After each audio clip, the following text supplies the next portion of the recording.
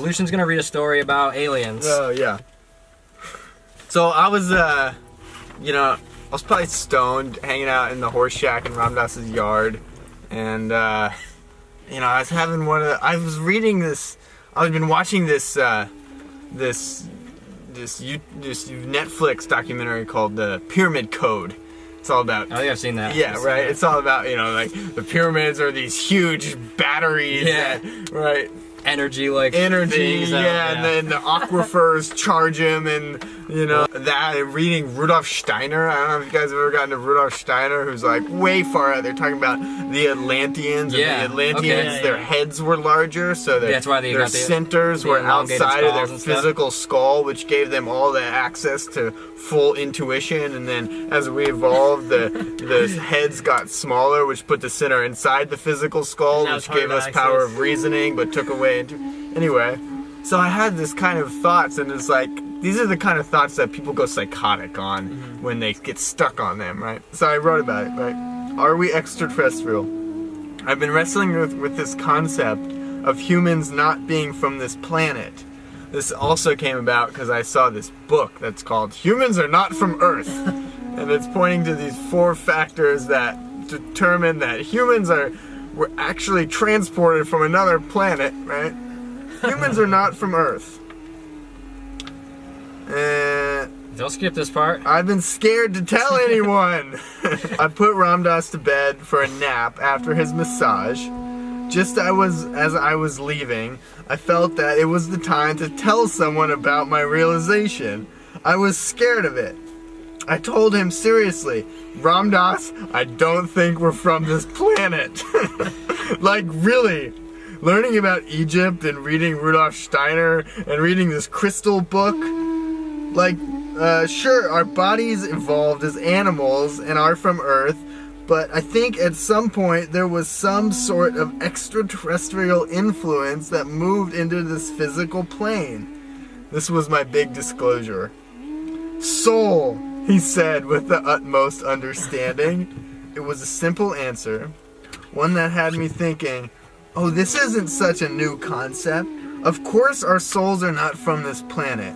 He then led me through a meditation that 2 nights before I had been introduced to in Grist for the Mill. There's this part in Grist for the Mill where he leads the people through this meditation of rising out of your bodies, out of the room, out of the planet, seeing the cosmic consciousness coming back down and back into the room, back into your body. And it was crazy because I had been reading this, and then here he was spontaneously leading me through it, Right. Just kinda, days later. Cool. Right. So, so there I was telling Ramdas about my coincidental experiences and my far-out realization, and there he was answering my questions with a far-out coincidence. To be clear, I'm not advocating that Ramdas thinks we are aliens infiltrating Which he does. planet Earth. Maybe. In fact, he was sure to urge me away from the extraterrestrial part. I then asked, well, isn't the soul extraterrestrial? So I do think we are in agreement here. Now this is a far out idea. It's also what we have to realize if we are to talk of soul and spirit. What about, Rudolf Steiner talks about the people with larger heads. There's these old petroglyphs and these like ancient Native American drawings of you can find human it everywhere. Forms with large heads. What's that all about? And a weird thing is that like even in Egypt they found those elongated skulls, and then they find them in South America too, like 2 totally different country or cultures, different parts of the world having the same experiences, and even like the serpent and all these different like philosophies can be found all around the world. There's this book called Navajo and Tibetan Sacred Wisdom that's all about the incredible similarities between the sacred wisdom that comes from Navajo culture and from the Tibetan culture, and they have these ceremonies, these rites, they're totally identical. They do the same things. Do you think it's because we're just tuning into something that exists, or like truth is just truth, or do you think it's because there was like an advanced civilization at one point that was like had this philosophy and sort of maybe broke up with like I definitely think there was advanced civilization. I believe in Atlantis. Have you absolutely. Have you read any books by Graham Hancock? Oh, I love Graham Hancock talks a lot about how about 10 to 12, I think more 10 to probably 15,000 years ago, there was an ancient civilization that was not as advanced as we are now, but very advanced consciously, you know, on some other plane of being, and we've lost that. It just something happened cataclysmically. What about the pyramids? Like, exactly. We couldn't build pyramids today. We don't have the technology to do that. That's insane. We don't have the mechanical and like you said, technology. all these occurrences were happening around the world simultaneously. And that kind of sounds like what happens with technology now is we can have things happen around the world simultaneously because we had that instant connection. So there was some form of this somehow in the past that allowed this to happen. So there's all these drawings in there, the hieroglyphs, right? Yeah. And there's no evidence of fires burning, right? There's no ash, there's no burn marks. It's like there weren't fires in there. Yeah, so that theory. So they have these technologies. They have these relics, these like stone things where they would use water. They would build these batteries called the Baghdad batteries. Yeah, Baghdad batteries. I heard of that. And it was like a copper wire wrapped around something and they used some sort of acidic sort of like fruit juice or something. Right. And it would be a battery. You create power. Right. Electricity, essentially. Yeah, but well, how about that guy there was like a British physicist who hiked to the top of the Great Pyramid with a glass bottle with a wet towel wrapped around it and a light bulb in the top. Yeah. And I think it was at sunrise when all the wave of electromagnetic energy moves across the earth. And this thing harnessed so much energy at the top of the pyramid that the light bulb exploded. And all these people were like, he's a sorcerer! Ah! Ancient civilizations can create these technologies and then it get all wiped out and we create these technologies again. It doesn't stop, you know, it keeps our mind harboring, okay, maybe there's again more out there that we can rediscover or discover newly, recreate. And I think we are rediscovering a lot of the past. 100%. Like they're freaking digging up like where is it in Turkey? What's that called? That place, do you know what I'm talking about? Göbekli Tepe. Göbekli Tepe. Yeah, it's about 12,000 years old, the oldest civilization we've discovered yet.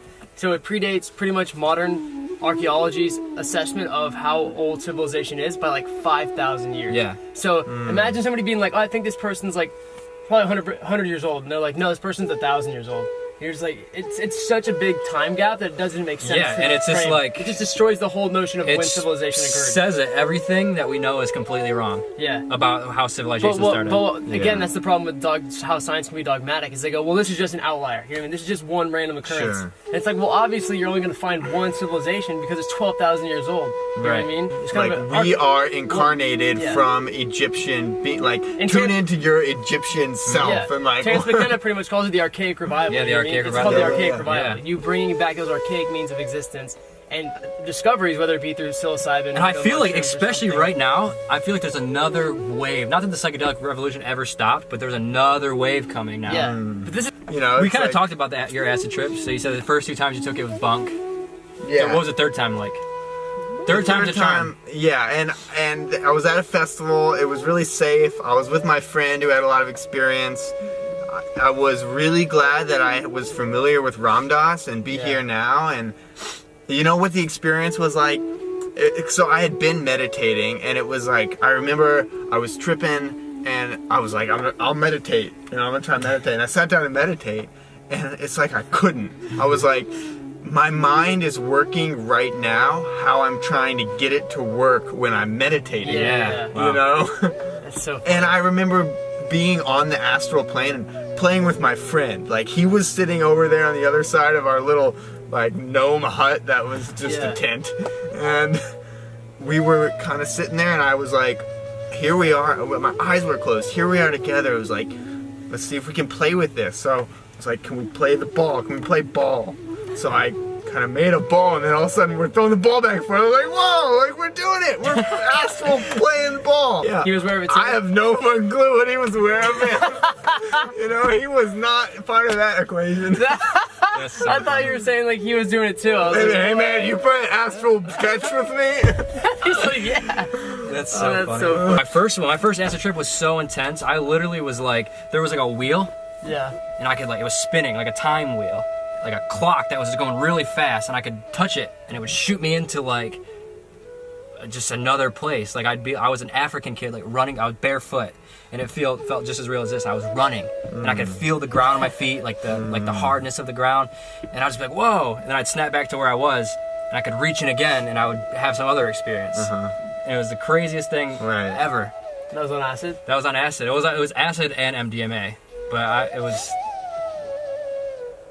and it actually what is probably what got me into Ram Dass. Not that I was into him already, but like to understand what these people are talking about, because you can listen to them, but it's just words. Like, yeah, you can maybe feel it on some level, kind of feel some connection to something, but to have an actual experience of like these things that all these teachers are talking about is like just solidifies that like there is something more. There is something more beyond my thoughts, and there is something more than what I'm identifying with in this sort of normal state of consciousness. Yeah, I know a lot of people who have gotten to far out places without acid. Yeah. And it's like, I remember talking to Ram Dass about that. I was like, you know, this is this guy, and I was like, oh, he's kind of thinking about it. Ram Dass was like, you know, if he hasn't found it yet, he doesn't need it. Right. It's like he doesn't need it. Yeah. So it's a method. Exactly.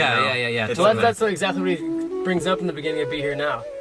When he's talking, was it Maharaji who ate the acid? Yeah, Maharaji, when he gave Maharaji all the acid. Sure. He took it all, and nothing changed. He's like, this guy's, I killed this old guy, Oh, God. This old guy's gonna lose his mind, like, he's not gonna come back to Earth, and he was just hanging out the whole time. Yeah. Like nothing. That's one of my favorite stories. Like, he comes out of the blanket like,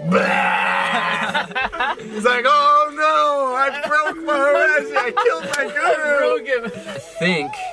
I think Ram Dass probably eventually had the same realization. I think it was an initiation for me to like, because I never would have been here without those experiences. Yeah. Like that was an initiation for me to be like, okay, so now I get it. I understand something now. What's kind of interesting too is I think everybody gets to anybody who does get to do psychedelics gets to a point where they no longer need to do it. You know what I mean? Yeah. He's not really like you take it and you're like, this is my last time ever. It just you kind of get to a point where you're like, I don't need to take it anymore. And I'm like such a Terrence McKenna fan that like I was always against that. Like, no, there's like psychedelics are the way. Yeah. But now that like I'm understanding life from a different perspective now, and psychedelics were a big help from helping me step back and view it from this way, and I'm seeing that I don't really need them anymore. Yeah. I think I still will use them. I'm still gonna go to Peru and do ayahuasca and all this stuff, but like, yeah, you don't need it. And I feel like you can't even process the experience without having some sort of practice already. Yeah. Like you're just wasting it if you're just, if you're not sort of in tune with higher parts of yourself. It's just like, the colors are cool. A good way I like to like... Music sounds cool. Food tastes weird. And Ram Dass talks about that in Grist for the Mill when he's like, I cannot now say that I'm either taking acid or not taking acid. Yeah. He's like, I'm not currently taking acid, but I cannot say that I'm currently experiencing LSD or not experiencing LSD because it's just like smooth. Life kind of... The stories of him and Timothy are just chugging like vials of acid. Like, Jesus Christ. Well, like at Millbrook. So at Millbrook, there was a time when they divided. That was in New York at this mansion, right? Okay. Yeah. So there was this point at Millbrook when there was the house, and it was this kind of communal living situation, and then there was the tennis house, which was this kind of side house next to the tennis courts, and that was the Stay High people, which was led by Ram Dass at the time. So he was basically like, people would go to this house and just be high for months. Yeah. And other people would take care of them. They would bring food, they would do their laundry. Well, so my understanding is that experience was what drove Ram Dass to go to India when he was like, had been taking, 300 mics of acid every 4 or 5 hours for 30 days. And he was just, oh my God. He could have killed him And they talk about doing 10-day meditation retreats. That's terrible. That's so much. And after that, he was like, okay, this isn't it. This isn't what I'm looking for. Yeah. So he wanted to go find somebody who knew what the hell this stuff was. Was that his intention, going to India to try to find... Yeah, that was part of it. Yeah, he wanted to go see if anybody could tell him what this substance was. Yeah, because I remember him saying, I was having these experiences, and I pick up the Tibetan Book of the Dead and realize that they've been writing about it for thousands of years. Yeah. And that's how I felt when I picked up the Bhagavad Gita for the first time. The Bhagavad Gita is a map of the psychedelic experience. But it's also a map of modern science. That's the crazy thing. Like, when you read it, it talks about basically entanglement, and that everything is connected on an atomic level, and that's all stuff we've been discovering in the past 100 years. This book's like, no, we already know that. Totally. Oh, Yeah, that's I already all got that. old knowledge. We're crazy. like We're a just- child discovering an orange, being like, it's so new, and it's like, no, it's Like, no, it's just hung on that tree out there for like a whole yeah, year. exactly. It's been there forever. And all the indigenous knowledge is like, yeah, we know. Yeah, like come on, we've been trying to tell you, and you've been shooting us. So what about, you know Elon Musk? You ever heard of Elon Musk? Sure. What do you think about that? SpaceX. You gonna go for it? We should send Ramdas up there. No, man, he's Ramdas, tired. go see what the Martians are up He's to. 85. He just wants to pet his cat and read his books. If they offered you to be on the first I guess communal ascent to Mars, to be the first civilization living on Mars, would Fuck you go? no. Stay here? God, no. No I would way, be so man. depressed. It would be tough up there, yeah. Or it'd be sweet. Who knows? It might just Here's be the like, thing. it might be paradise. If Hot alien aliens girls. showed up right now and were like, "Hey, we're going to form the new We're gonna terraform paradigm. Yeah, will you come with us? But you have to go right now, and you will never see your loved ones again." Would you do that? No. No. That's Me a either. question. I mean, I would like to say Yeah, I right. would. No, you can't ask any questions. You can't. Jeez. I would It's gonna like be to. yes or no. Yeah, yes or no? Oh, man. Then you gotta trust the aliens. You think aliens have ever visited us here? From a different planet? Aliens ever visit? I don't know, man. Aliens. But if we are aliens from another planet, that means we already visited us. We're still here visiting. I like to think of technology as an alien, as like it's an interdimensional being that is harnessing our energy to build itself here. Whoa, right? Whoa. Isn't that cool? To Whoa. think about like it's just like it keeps trying to like the cell phones and like everything is like it's hard using us to build itself into this dimension. Until it can take over. Yeah, until it takes over, then it's just Like, gonna no, be. it's like, no, integrate yourself with us. Then yeah, come on, give me your energy. Delete. Yeah, goodbye. For me, that just takes me away from my own experience. Yeah. Of like, how am I doing, and how are Dude, you're we? gonna be in a robot in a couple years, so you gotta get used to it. I don't know about that. Okay. This is a question I've been trying to dig into this myself, and I just don't know how I feel about it. So is it? Maybe this is the wrong language to use, but it's like the only way I can describe it. Would it be a higher philosophy? Higher. Yeah, like a more. I mean, it's hard. Language is Okay, so, all right, Okay, so let's would it be go a with that. higher philosophy to realize that you are one with everything and live through that, or to realize you're one with everything and then go back to the individual? Yeah, man, you gotta go back to the individual. Like, That's the okay, Buddhist path. so we talk about Maharaji. We talk about the big Maharaji and the little Maharaji. I've been talking to Ramdas about that, like the big Ramdas, because so we're sitting at the table one night. I'm like, we're gonna go to Ojai and we're gonna learn your teaching. We're gonna learn the teachings of Ramdas, and he Yeah. was kind of like, Ugh. and I was like, no, not you, Ramdas. Yeah. Which is, it's not like you, like, what are you doing? You know, so it's hard to describe, but right, you get it, like big and Yeah. little. I think it's both. Yeah, You know, it definitely is both. You gotta do, and it's like where Ramdas says, like, the ultimate thing I can share with you is to exist simultaneously Yeah. in multiple dimensions. Yeah. I So think to coming back know out that of it, you are God, to Yeah. know like we are cosmic consciousness, and what can I do about it? I can love you, and I Yeah. can take care of my body, and I can eat well, and I can, sleep right, and like all. If I'm not doing all that, then I'm useless to the world, and if I'm useless to the world, then my spiritual growth is for shit. yeah, it's pretty much deciding to embrace your humanity. I mean, I think it's easy once you realize something to be like, all right, I'll just sit here and be with it all day. But it's more, actually living out the human life to come back and be a human and act as a human and do human things to help other people versus, just sitting by yourself. And not to just do the human thing, which Yeah. is to like make money, eat, and Yeah, have yeah. sex. Exactly. Which are all that's- great. Which are all great, and Yeah. those are the methods to Yeah. what's going on, we can't really perceive level. Yeah. Yeah.